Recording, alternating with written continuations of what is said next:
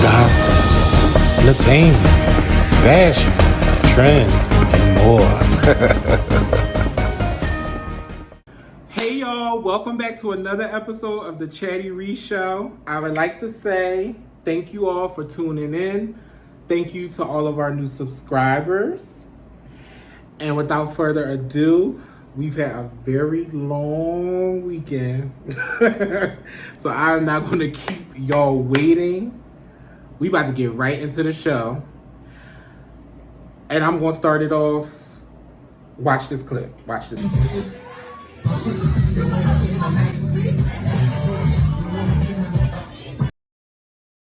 So as y'all can see, Little Kim is running around with Antonio Brown. Where did that come from? Like, first of all, I thought Little Kim and Keisha Cole was friends. Where did that friendship end? Did it end or what? Because wasn't Antonio Brown messing with Keisha Cole at one point? And then she like get his name tattooed on her and everything? And now you messing with Kim, kissing all on him in the club and he rubbing all on your butt? Child, I don't know. I mean, what do y'all think? Not only that, wasn't Kim just rocking the cradle a couple weeks ago with a, how old was the little boy? 21, 22? I guess Lil Kim said I could do what I want to do. I'm grown. I could do what I want, who I want, when I want, how I want. I'm the queen bee. Want no smoke with me. It is what it is. I just don't like Antonio Brown. He just give me very, like, fuckboy vibes. Like, I feel like he dates for clout. Everybody that we've seen him with has been like a clout situation. Then he just was on the Aunties, or he's gonna be on the Aunties show this season.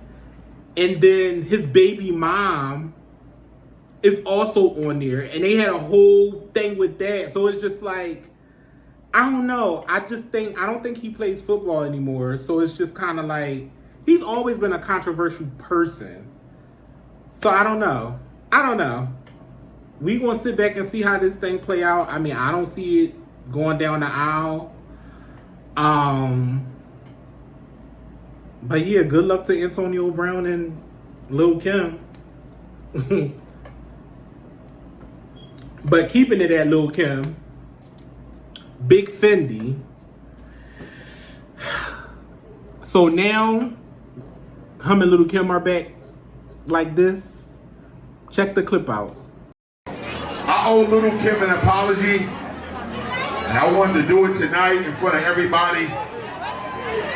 Those of y'all who got my book, you know what I said about Little Kim already. One of the longest bitches that ever did this shit, okay? One of the realest bitches in the game ever. Held me down without a motherfucking doubt, never turned her back on me. Real cancer shit. I made a bad decision without talking to her, and she cut my ass off. And true Little Kim fashion though. But if y'all been fucking with Queen Bee from day one, hands in the air right now, everybody been fucking with Queen Bee. If you fucking my nigga AZ, Firm Biz and all that, hands up right now. If you fucking my nigga Fario Fraud, hands up. So yeah, now he's apologizing to Little Kim for whatever happened, I guess, after him and Nicki made up. It went from him and Nicki rocking, splitting up. He ran over to Lil Kim, pretty much embarrassed Nicki Minaj, or tried to embarrass Nicki Minaj with Lil Kim. Then it went back to him and Nicki being cool. He had made the announcement that Nicki made their relationship right, made it right. I guess she compensated him his money. Nicki even was on his little podcast show, the first episode of his podcast show that he did. That whole thing. And then out of nowhere, we stopped seeing Nicki and Fendi together again. And then now he pops back up on the scene, kissing Little Kim's ass. I don't know. I don't know. I just feel like if him and Nicki not cool, Nicki should make him stay where he at. Period. It's no if, ands, or buts about it. It's no need to. It's like, how you best friends with my enemy? I just don't get it. Keeping it at men in sports, Duke Dennis, Duke. So, over the weekend, Duke Dennis went viral because he had on a crop top, as y'all could see. I guess there was some question about his masculinity as a man, and his sexuality and all of that came into question and came into play. And after all of that went down and all of that was said and done, this is what Duke had to say. Check it out. I had on a fucking crop top, nigga.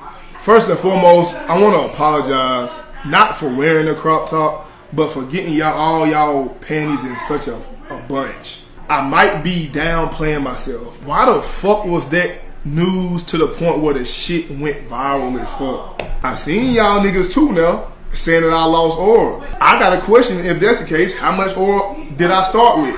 I really need to know. I bought the crop top to work out in. Like I work out in it. Where I worked out in it before, and I done actually hooped in the shit. And to be honest, bro, that shit is comfortable as fuck. I actually.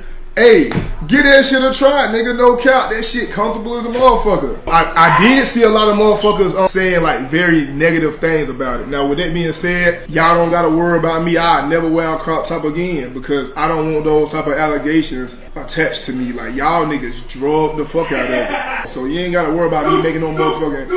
You ain't gotta worry about me wearing no motherfucking crop top ever again. Now, even though I'm way secure in my sexuality, I can wear whatever the I want.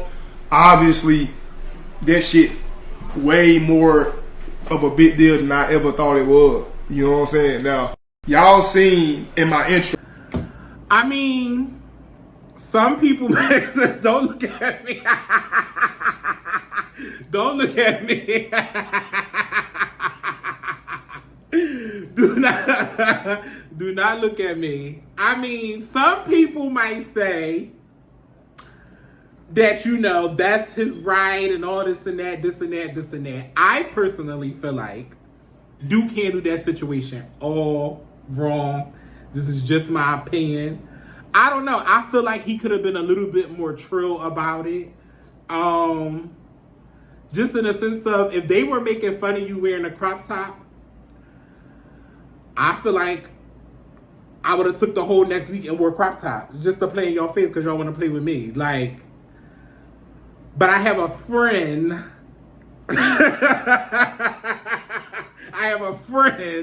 Who seems to think not everybody want to play like that. Not everybody not interested. Not everybody not, you know, that's not everybody's thing to bite back with joking and playing with their sexuality and stuff. Okay, whatever. I just personally don't think it was that deep. There's plenty of straight men, football players, basketball players, rappers, artists that wear crop tops. Prince, Will Smith, what's his name? What's his name? Elliot. Damn, what's his name? The one who in the cereal commercial, he be eating the cereal all crazy. Y'all know who I'm talking about. Please, even the guys back in the day, which brings me to Cash Doll. Not Cash Doll. What's her name? Asian Doll. She decided to put up a tweet about men being sassy, and she wondered if the men back in the 90s, if the women was worried about the men back in the 90s being too sassy. And she posted a picture of Duke inside of the crop top. Me personally, I don't think it was that deep. I was more so worried about the voice than the crop top. I was more so worried about them S's and T's that was coming out his mouth because it was very sweet and sassy. If anything, I would have questioned, was he one of the girls or not based off the voice alone? But that's just me. That's just me. Asian Doll, mind your business, girl. Be quiet. And Duke, good luck to you. I personally feel like that was missed opportunity. I feel like a whole thing probably could have came from that, but not everybody's interested in capitalizing off of their manhood and sexuality, I guess. So, and I'm saying that because my girlfriend is sitting right here to the left of me, and me and her was arguing about it earlier. And that was one of her points that she made, so I'm delivering it to you guys. Next.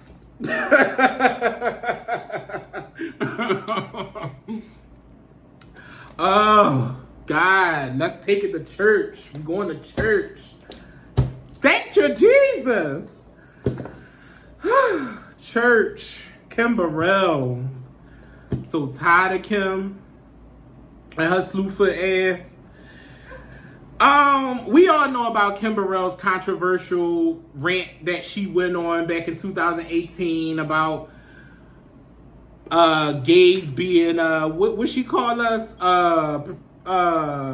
What she call us? She called you a pervert.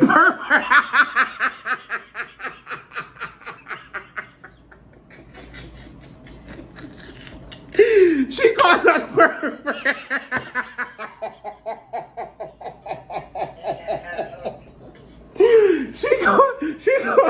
She called us perverts, and we just the sin of the world, child. We the sin of the world, and if we homosexual, we play with the devil and everything else, y'all. We just condemned to hell.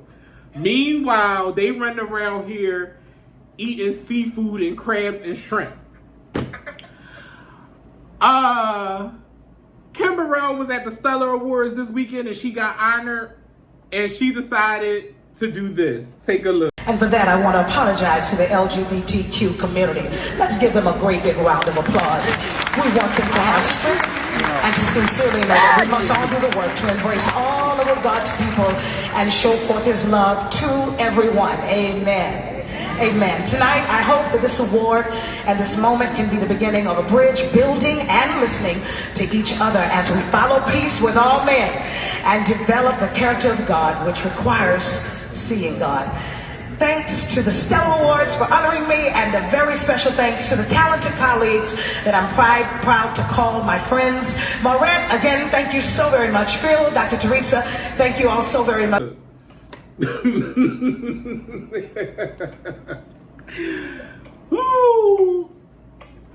So yeah, as you can see, y'all, she lended an apology. Do I think the apology was genuine? I don't know. Me personally, I feel like it's not needed at this point. It's like I really don't care about it. My girlfriend in our debate was just basically saying like people could change. That was her view in 2018. It's all these years later, da da da da da. And I'm like, people can change, but it's like, I just don't understand why people don't think in the moment. Like, I just don't understand why Kim didn't think of, not only was her team, people on her team, gay men, you never stopped to think for 1 second of, I'm about to take this microphone and everything that's about to come out of my mouth is insulting to the LGBTQ community, the same community that showed me so much love, the same community that's at my tour dates, the same community that go up for me, the church gays. And I'm going to stand up here and slander them. And I remember that time because they were dragging Kim Burrell so bad online. She was getting dragged. You can still pull all that stuff up. So do I think her apology was genuine? I guess that's not a question for me. I guess the question is more so, why now? Was it because you got that big honor at the Stellar Awards? Or is it genuinely because you really thought some shit out over the past few years and you really think that you was wrong for what you said and your actions? That's the question for me. I never really been a Kim Burrell fan. I never got into the Kim Burrell hype. I'm also not super churchy. my gospel go-tos that I grew up in the house with was like Yolanda Adams. My mom was a huge Yolanda Adams fan. Like, that was mainly the chick she listened to. Tamala Man. I love Tamala Man. And now today, I like Tasha Cobb. Because I could throw Natasha. But other than that, that's really it. Like, I don't really get into the church girls too much. But y'all let me know what y'all think in the comments. How do y'all feel? Do y'all think Cinderella was being genuine? Do you think it was bullshit? What do y'all think? Let me know.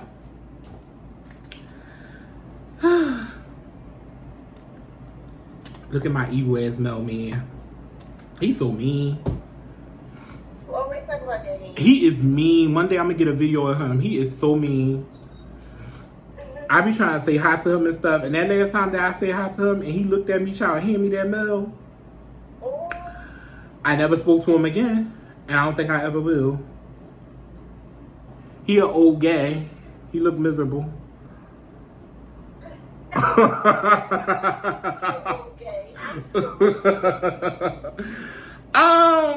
Cardi B versus everybody. And I know I said on the last episode that I probably wasn't going to be talking about Cardi B again unless she was dropping an album. But here we are. Cardi B versus everybody. She was arguing with Joe Budden. She was arguing with the girl Paris from TikTok. She was arguing with gay fans. Cardi B is doing everything but dropping a fucking album. And I keep saying it, and I'm going to keep saying it.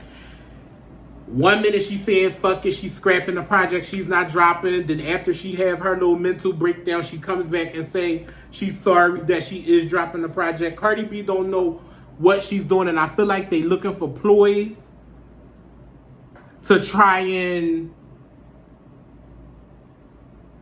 make her pop. I don't know what's happening with Cardi B. Let's just get into Cardi B and Joe Budden. So the issue with Joe Budden was, I guess Joe Budden had made comments about the new song that she dropped with that guy. I forgot his name because the song is not good and it's not nothing that I'm interested in. So I'm pretty sure we all know the song, the latest song she was in. The verse wasn't good. It just wasn't good to me. And Joe Budden shared his opinions and comments on it.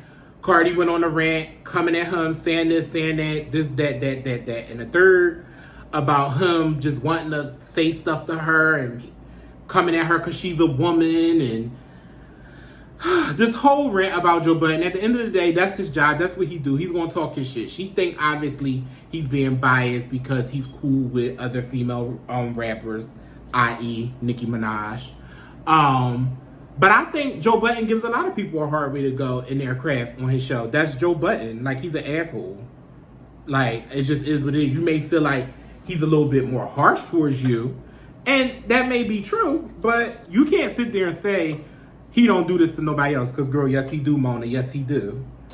Then she got into it with one of the fans, Paris. Paris had mentioned something about her not coming out with her album and her music and why she not sticking. And Cardi B went and told the girl she had 3 stomachs. So then the girl... it's not funny. Then the girl came back and read Cardi B for filth. I'm going to add the video here. You go. Please take a look. Y'all may as well tag Cardi B because I'm finna give it to her like she thinks she give it up. And before y'all start, no, she came and found my tweet after all the tweets that I was tweeting to praise her and chose that one, and she should have stood on it. Now, don't delete nothing because I'm just now seeing it and I just woke up and it hit the blogs. Yeah, you caught red-handed. All that backbiting you thought you was going behind Joe Budden and clearing him for, you doing the same thing. Don't throw no rock and hide your hand, Miss Mamas. It ain't an etch-a-sketch bitch in the motherfucking world who could ever make me feel bad about my body. You done touched everything on you, and you still got so many insecurities because you can't keep your husband at home. You done paid for bitches to get beat up because they want to suck the same dick you sucking. That's not a me problem. That's a you problem. It could be 4 stomachs. It could be 6 stomachs. It could be 7 stomachs. At the end of the day, you would have sat there and paid for everything on you, and you still insecure. You still cannot keep yourself in the media selling sex, and the sex ain't going nowhere. It don't matter how much of a bad bitch you think you are with them hard ass titties. At the end of the day, what was said about you is correct. Your ass is sitting around trying to make sure you keep your family intact, and your ass is still over here cussing out fans, delusional fans, when you're getting passed up by every single body around you. You call yourself this badass rapper, and you in this terrible ass 360 deal with Atlantic, when you need to be sitting around worried about how you gonna make sure these tracks hit the fucking charts and stay, because even your peers are passing you up. It's no reason why Megan Thee Stallion is on tour right now, came out behind you, and you done did a #1 album, and your ass can't even put out a actual single that stays on the charts longer than 2 weeks. So yeah, what I said was correct, and if it hit a nerve, that's too motherfucking bad. Maybe you need to get in the booth, and maybe you need to figure out how to get some records that are actually gonna stay on the charts, and stop cussing out these fans who are kids that like you, acting like you so for your fans and y'all in a good relationship, when you act real motherfucking homophobic, when you sat there and told them boys he was a fag, he was a sissy. You got bigger fish to fry, and it ain't me. So next time you feel like you want to come for me, first of all, you better stand on what you said. You better stand on what you said, because I'm the bitch that's gonna give it to you. I don't give a fuck how black you want to pretend you are. I'm really that. Don't nobody look at me and question it. I don't care about your accomplishment, because next time you want to say something out your mouth, I'm gonna be right here to give it right back to you. So yeah, her and Cardi B got into it. They went to read, and Cardi responded to her. Then she responded back. They've been slinging mud at each other. The girl went and wrote Offset and said, "When you ready to leave your wife, you can come home to me." That was in December. Oh, so that was in December. So she emailed Offset. Oh, bitch. So she. So they trying to kick it like, oh, you was mad that Offset never responded to you. Oh, bitch. I thought that was new. That was in December. That's why I sent it to you. And then, they were trying to say like, what was it? What was the purpose? What you just meant? But they also said that Paris is a fiend, and on her timeline you can actually see her giving praise to Cardi B. She's not like a slave, so she wasn't mad that Offset didn't, but she just really was a fiend and wanted music as well.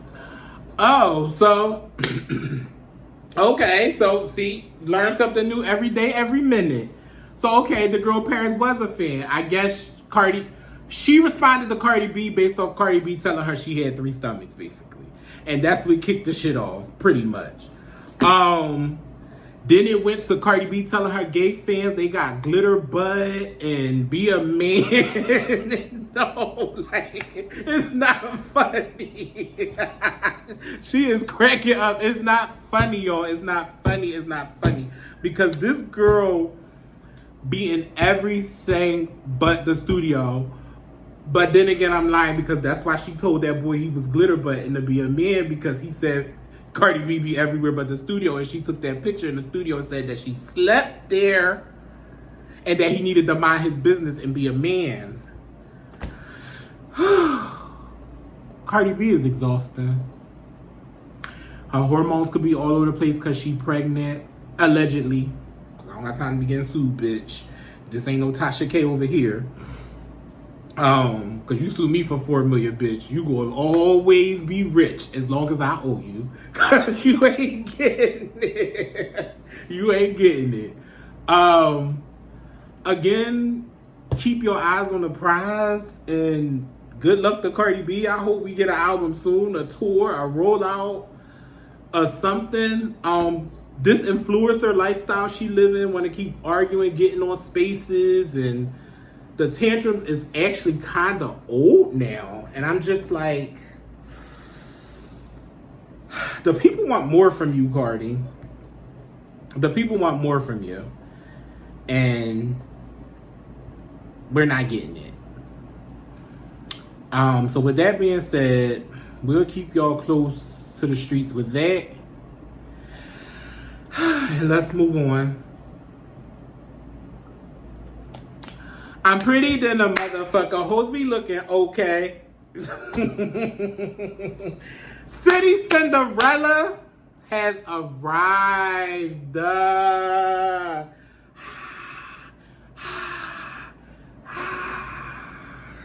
City Cinderella has arrived, y'all. I'm excited about this album. When I tell y'all, JT is the people's champ right now, in my opinion. I feel like she has arrived. She did what she was supposed to do. This is her first debut solo project. And this is the production she gave for this to be her first project alone. I feel like 10s across the board. Even if there were some skips on the album, I feel like regardless, it's 10s across the board. Her graphics was amazing.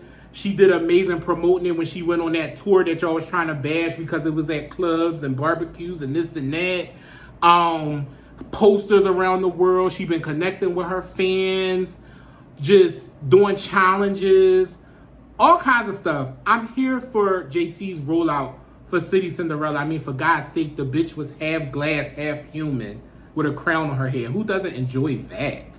Like, I feel like she's given us production with this whole rollout of this album. Let's just get right into my review on some of the music. Hope was the intro. I feel like I like Hope a lot. I feel like she did what a lot of artists do, like your Nicki's and your Meek Mills and them, like that inspirational track, like Nicki's I'm the Best, or Meek Mill's Dreams and Nightmares, or you know how Cardi B got Get Up 10. Like, it's one of them kind of inspirational, basically, songs. Like, she talking her shit, telling you what she been through, where she going. And she talking her shit. I enjoyed it. I liked it. Hope is definitely a song that I would continuously listen to. Brick Talk. I enjoy Brick Talk. It's very, very Jeezy coded, but I love it. Like, I feel like it's something that Jeezy would definitely be rapping on.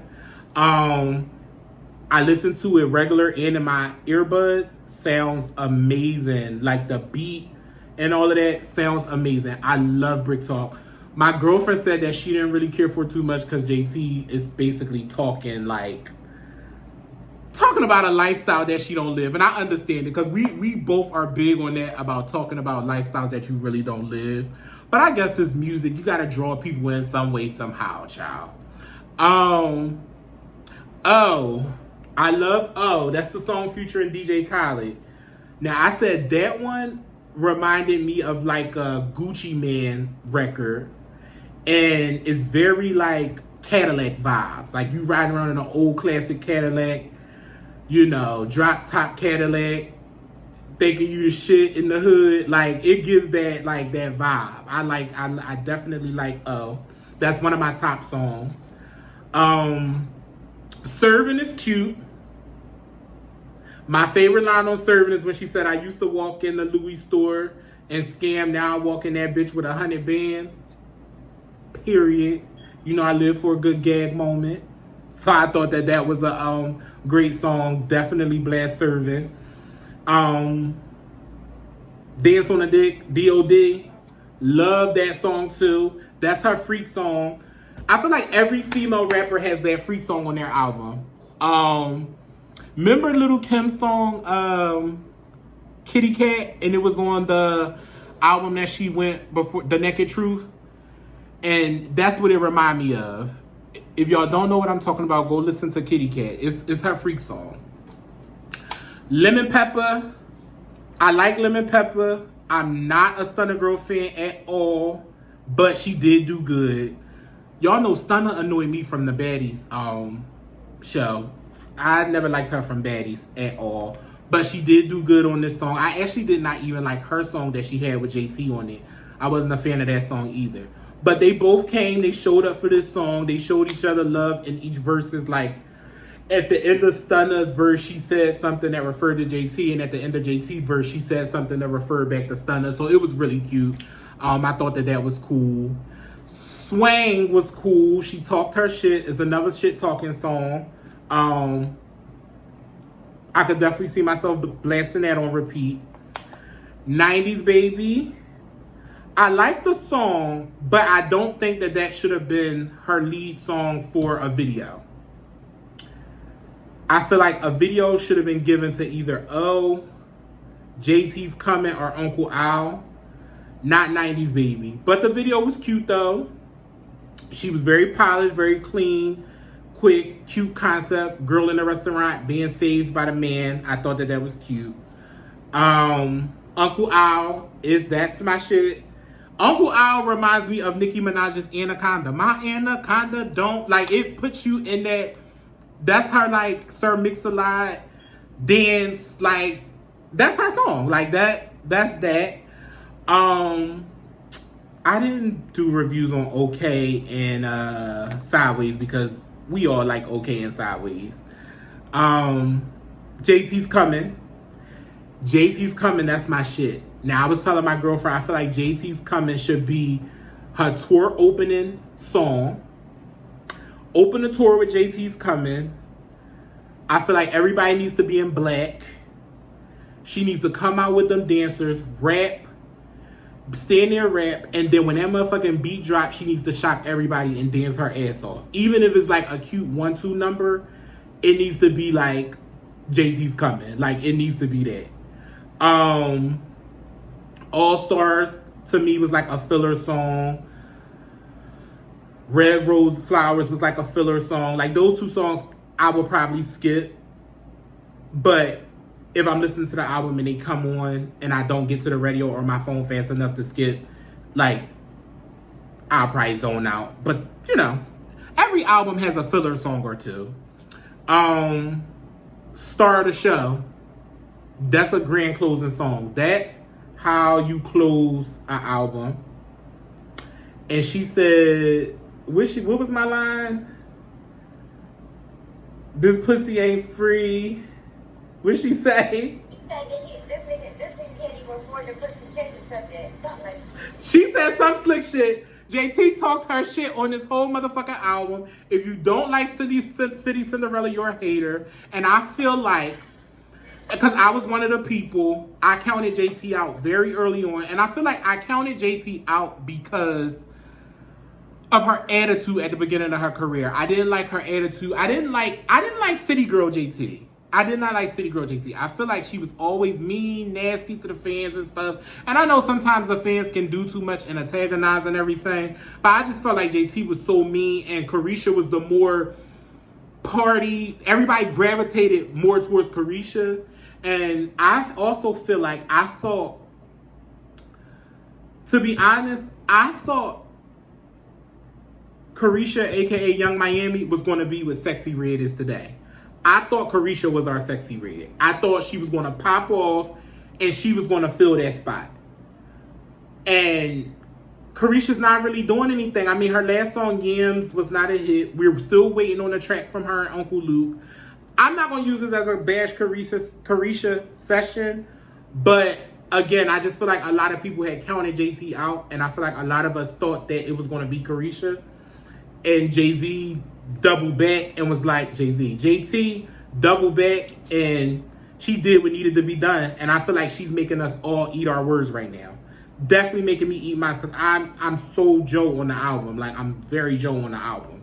So I don't know. I probably will attend the City Cinderella tour here in Philadelphia. Again, I'm just ready to see what else JT has to bring to the table. Congratulations on the album. I love it. And I'm probably about to go blast it right now. So with that being said, y'all, that's all I got. Ain't got no more. Thank y'all for tuning in. I will see you guys next week. Peace.